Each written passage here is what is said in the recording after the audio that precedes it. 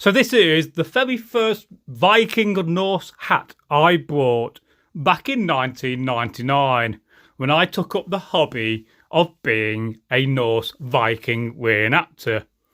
And I've had this hat for nearly 26 years and it has done me well and it fits on my head lovely, which is such an important aspect of a hat. But let's talk about this hat and let's explore it in this long form video. So when did I buy this hat and who did I buy it from? Well, I bought this hat second hand in 1999 from my very old friend who is no longer with us, another of the late and great Vikings that have left us, Thorolf. And Thorolf was a mighty warrior, and at the time he had a lot of Viking and Norse kit. So as a new guy, he decided that he should help me out and sell me some kit. And this is one of the many pieces in which he sold me. And I love this hat. I've worn it so many times into battle, and it also fits great under a helmet. So this hat means a lot to me. It has a personal connection to my life, and I'm very sentimental about this hat. But this hat is a lovely hat, I'm sure you agree. Now, what drew me, first of all, into Viking reenactment? Well, I was always interested in Norse and Viking and Anglo-Saxon culture. It is a part of history I read a lot about when I was a child into my teenage years and when I became an adult. And although I didn't start my reenactment career as a Viking, I actually started in the 19th Indiana, which are a regiment from the American Civil War, famous for their tall black hats, the Iron Brigade for our American friends. And so I got into reenactment, and one day in 1999, in August, I went to a multi-period event where there was everybody from the Bronze Age up to World War II, and I think even at that event there were some Vietnam reenactors at the time. So it was a great expanse of history, and I totally loved the hobby. I loved the friends I've made, the stories, the songs, the time spent around the fires. And whilst we was waiting to go into battle, because as a reenactor there's a lot of waiting around to do, I got talking to some Vikings, and they turned out to be from my hometown of Derby. And I said to a guy called Gary, I'd love to get into this hobby of Viking reenactment. And he said to me, well, why don't you come along to one of our battle reenactment practices on a Sunday? So I got an invite and I thought I'd go along to see what it was like. I didn't really at the time intend to get into Norse and Viking reenactment in a massive sense. I just wanted to have a look. So they invited me. They gave me a tunic to wear. I got given a shield to use and a spear, and I got taught how to be a spearman. And from the very instant I hold a spear in my hand and a shield, it felt natural. It felt like home. So that is how I became a Norse warrior back in 1999. And I did it for a couple of reasons. I did it because it was a part of my faith at the time, and I'm still a Norse pagan. So I wanted to honour the gods in the way which, I felt was right. So I got into the hobby, and later that summer, this was the first hat I brought. Now let's turn it inside out for a start, because this is a very simplistic hat to make. So the material of this hat is wool. It is a kind of a yellowish pale creamy wool. It's got a very nice weave to it. You can see a little bit of extra detail with some very nice yellow thread holding it together. And I will measure this for you to give you some sizes. So it's in two halves, and then round the edge there was some tablet weave.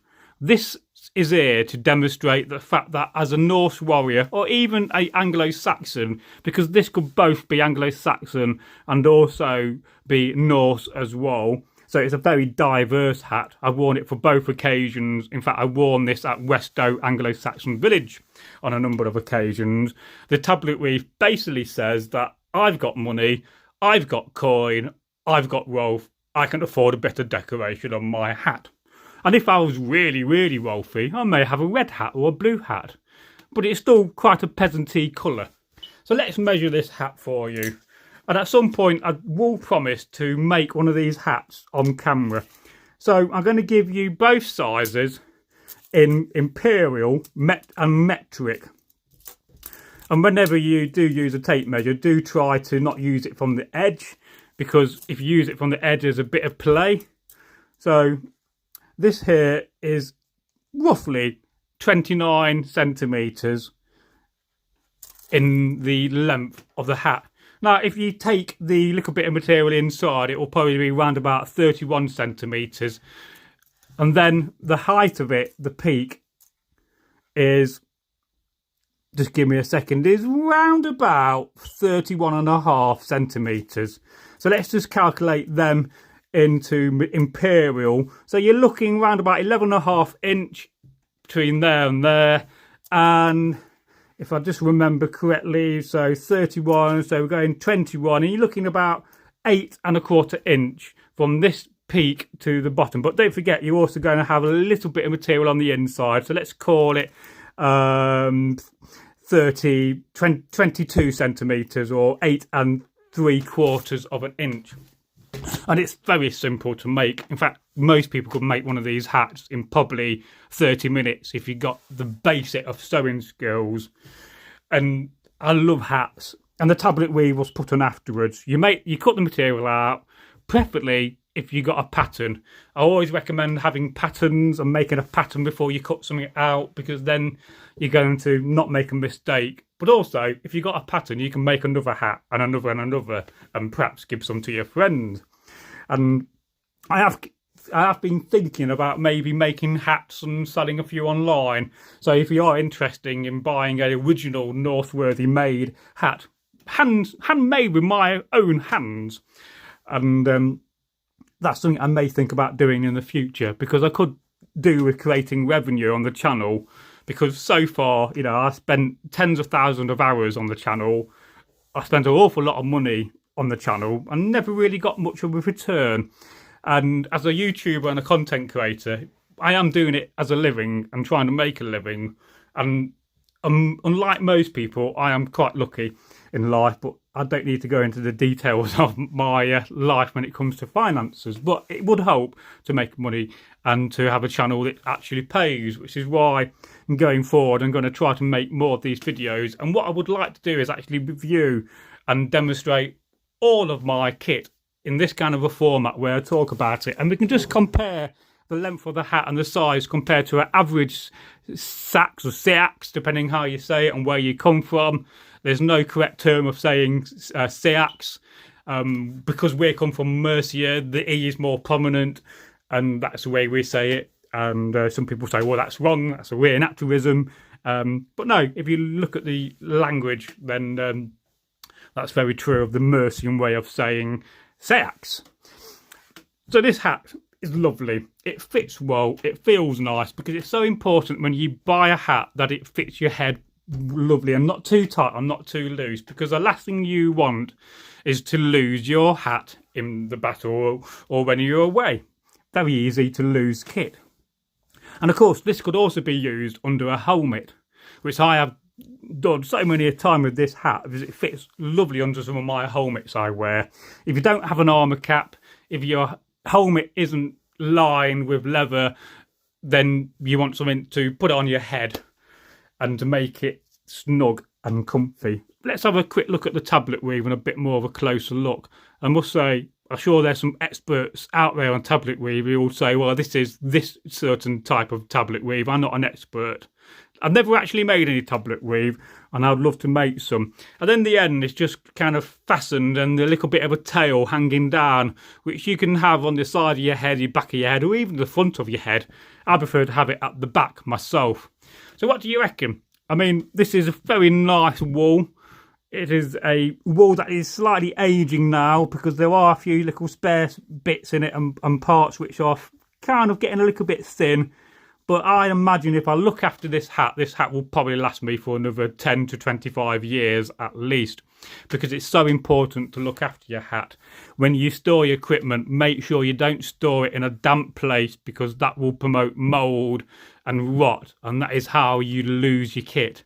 So store it somewhere dry. Watch out for moths as well, because moths love wool. And so far, luckily in my life, I've never been attacked by moths when it comes to my clothing, my historical clothing. So what do you think? Would you buy this hat? Would you wear something a bit more colourful, or would you go for a more common, poorer, type of wool? I'd love to hear your thoughts on this hat. And again, it is very nice. And before I finish this video, I will demonstrate by putting it on my head for you as well. So, as promised, I will now demonstrate wearing this Norse hat. And I do love this hat so much. I would really hate to lose it, or to see it disintegrate and get ruined by lack of care. And welcome to a new kind of setup. I've been currently working in the last month trying to make a better studio for filming at. So this is a bit of an alcove I'm in, and I'm in the middle of decorating the background. I've already got a little helmet there already, which I'm going to attach a crossbar for some mail. And let's put this hat on before we see what else we can talk about. So yeah, there you go. This hat feels really nice. In fact, I can get 4 fingers in, so it's not too tight, because what you don't want is a very tight hat. A tight hat will actually give you a headache and feel very uncomfortable, and will also cut into your forehead. So make sure it's got a little bit of play, and at the same time you don't want it too loose, because if you've got a hat which is too loose, then you are going to be constantly picking it up.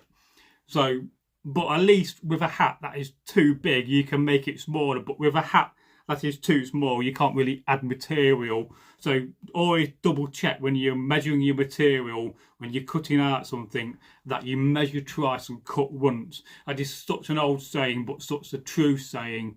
And if you're new to the channel, then my name is Bragi Magnusson. I am indeed a Norse and Viking medieval reenactor. At some point I will be trying to get back more into the hobby and joining some groups. But at the moment, I'm just in this part of my life where things haven't quite come to plan when it comes to that. And I must say, this hat looks really nice. And it feels warm. That's another advantage about wool. Wool feels warm. So thank you, and I'll see you in the next video.